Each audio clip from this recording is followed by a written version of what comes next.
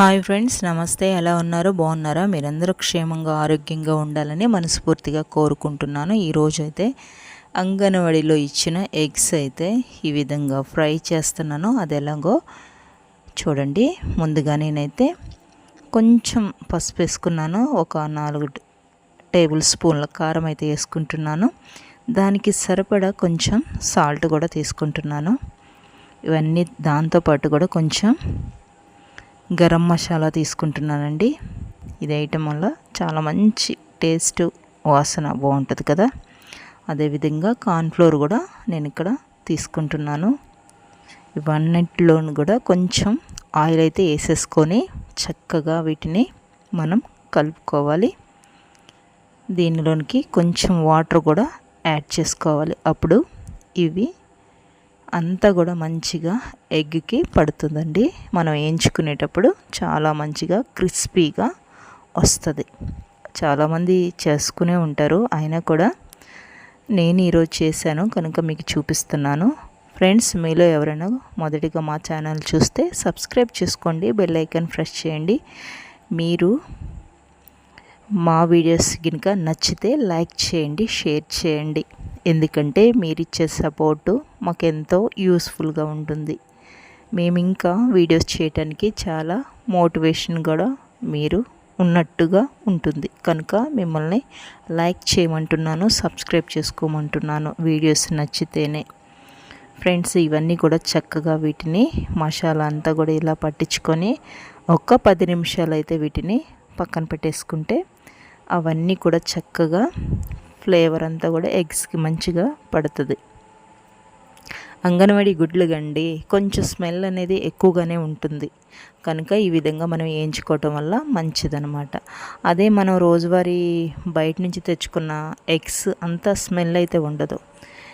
ఏంటి ప్రభుత్వం అంటే అంతేలేండి. ఎందుకంటే వాళ్ళు ఇస్తున్నాం కనుకనే ఇస్తున్నాం అన్నట్లుగా ఇస్తారు, అంతేగాని వాళ్ళు మనకి మంచి ఇవ్వాలని కూడా లేదనమాట.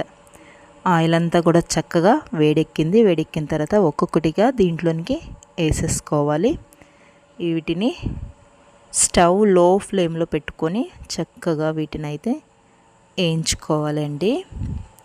ఎగ్స్ చాలా మంచిగా టేస్ట్గా ఉంటాయి కదా. అప్పుడప్పుడు ఇలా చేసుకోవటం కూడా చాలా బాగుంటుందండి. కొత్త ఏం కాదు, పాతే చాలామంది చేసే ఉంటారు. కాకపోతే నేనేదో కొత్తగా అంటున్నాను కాదండి, చేసే ఉంటారు. ఇవన్నీ కూడా చక్కగా ఫ్రై చేసుకుంటే టేస్ట్ సూపర్ ఉంటుంది కదా. ఎగ్ కర్రీ చేయొచ్చు, కాకపోతే ఈ విధంగా ముందే నేను ఫ్రై చేస్తున్నాను.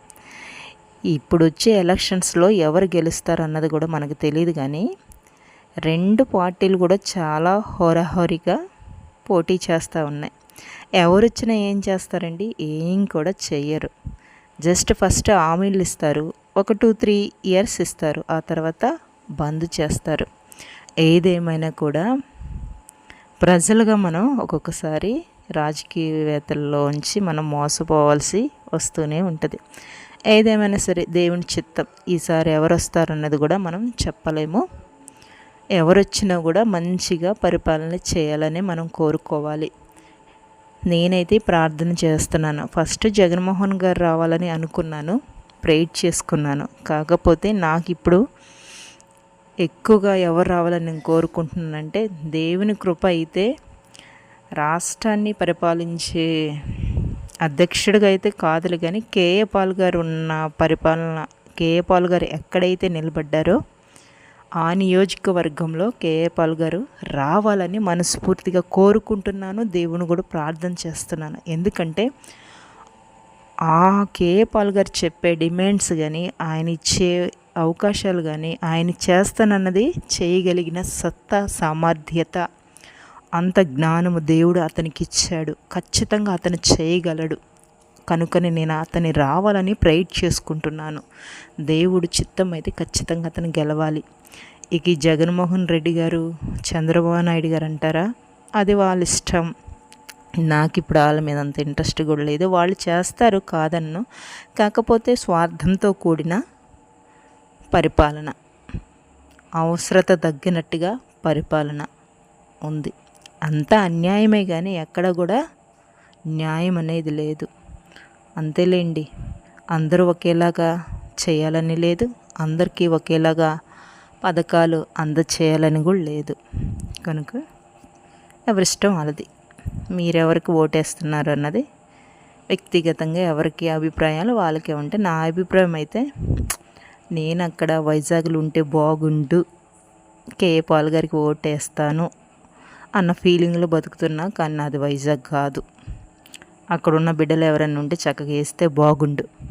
ఈ విధంగా ఎగ్స్ అన్నీ కూడా చక్కగా ఫ్రై చేసుకుంటున్నాను. ఫ్రై చేసుకొని మీడియంగా ఫ్లేమ్లోనే ఫ్రై చేస్తున్నాను. చక్కగా క్రిస్పీగా అయితే ఇవన్నీ చక్కగా ఏగాయి. నాకు చూస్తూ ఉంటే నోరు ఊరిపోతుంది.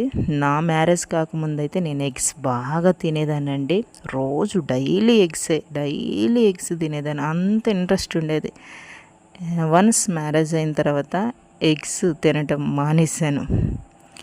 ఎందుకో తెలీదు, మానేశాను. కానీ వీలున్నప్పుడల్లా చక్కగా వీటిని అయితే ఫ్రై చేసుకొని కర్రీ రూపంలో, ఆమ్లెట్ రూపంలో తింటూనే ఉంటున్నాను అప్పుడప్పుడు.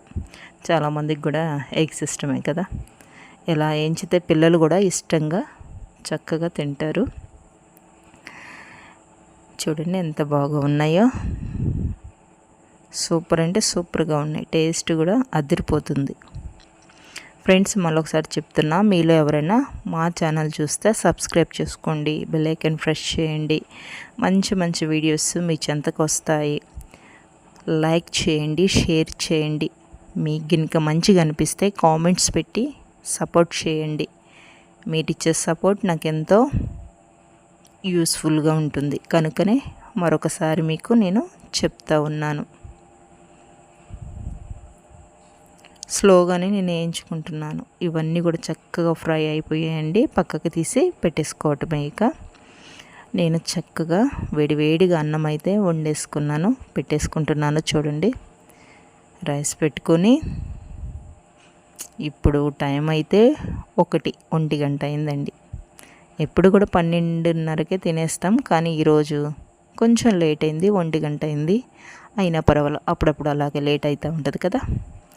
ఒక ఎగ్ అయితే తీసేసుకుని చక్కగా పెట్టేసుకుంటున్నాను. ఎగ్స్ మాత్రమే నేను వేయించాను, కానీ నేను ముందే కర్రీ అయితే చేసేసాను. టమాటా, ఉల్లిపాయ, కొత్తిమీర వేసి కర్రీ అయితే మంచి చేసుకున్నాను. ఈ కర్రీ చాలా టేస్ట్ ఉంటుందండి. టమాటా ఉల్లిపాయ కర్రీ చాలా బాగుంటుంది కదా. ఆ కాంబినేషన్ ఎగ్ కూడా పక్కన పెట్టేసుకున్నాను. ఇంకేముంది, ఆలస్యం తినటమే. మీకు కనుక ఈ వీడియో నచ్చితే మరొకసారి చెప్తున్నా, ఒక లైక్ అయితే ఇచ్చేసేయండి. ఓకేనా ఫ్రెండ్స్? చూడండి ఎంత బాగుందో. ఎగ్ లోపల చూపిస్తా చూడండి ఎలా ఉంటుందో. చందమామ అంత టేస్టీగా ఉంటుంది. Thank you for watching. Like చేయండి.